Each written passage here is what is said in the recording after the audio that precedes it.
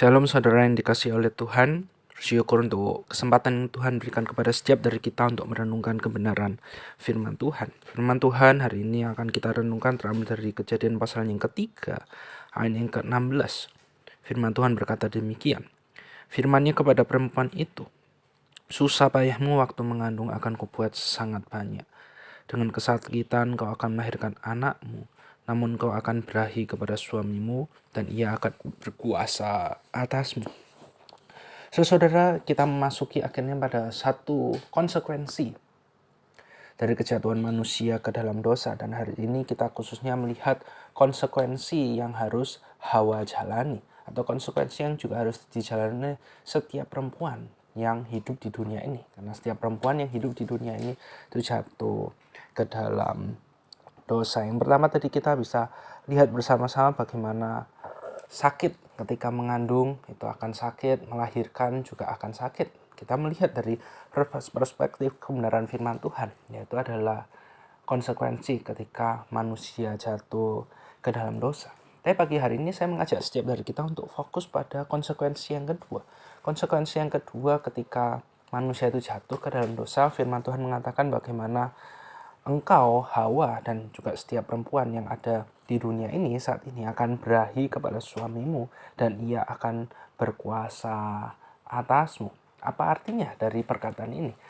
Saudara-saudara, kalau kita lihat dalam bahasa aslinya, maka kata-kata ini berarti adalah perempuan dalam relasi suami istri ataupun dalam relasi pada umumnya selalu ingin berkuasa atas laki-laki. Istri ingin berkuasa atas suaminya, tetapi pada akhirnya suami akan berkuasa atas istrinya. Saudara, kalau kita lihat dalam realita dunia pernikahan saat ini di dunia ini, bukankah hal ini sering terjadi ya?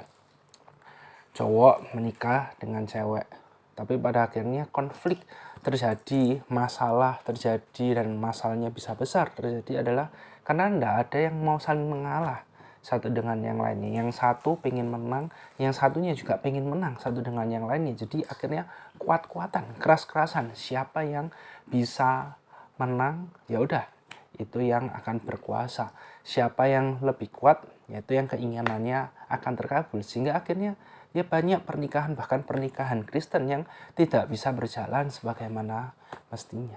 Saya bersyukur karena kisah manusia tidak berhenti sampai di sini aja. Karya Kristus, penebusan Kristus bagi setiap dari kita itu yang memulihkan bukan hanya relasi manusia dengan Allah, tapi juga relasi manusia dengan sesamanya. Khususnya dalam firman Tuhan hari ini, relasi istri dengan suami, relasi di dalam suatu pernikahan. Kalau kita lihat dalam kebenaran firman Tuhan, khususnya dalam kitab Efesus, ketika Paulus membahas tentang relasi suami dan istri, maka suami harus mengasihi sebagaimana Kristus mengasihi jemaat. Istri itu tunduk kepada suami sebagaimana jemaat itu tunduk taat kepada Kristus. Suatu dasar, suatu alasan, motivasi yang sangat baru yang perlu untuk terus kita hidupi di dalam Kristus.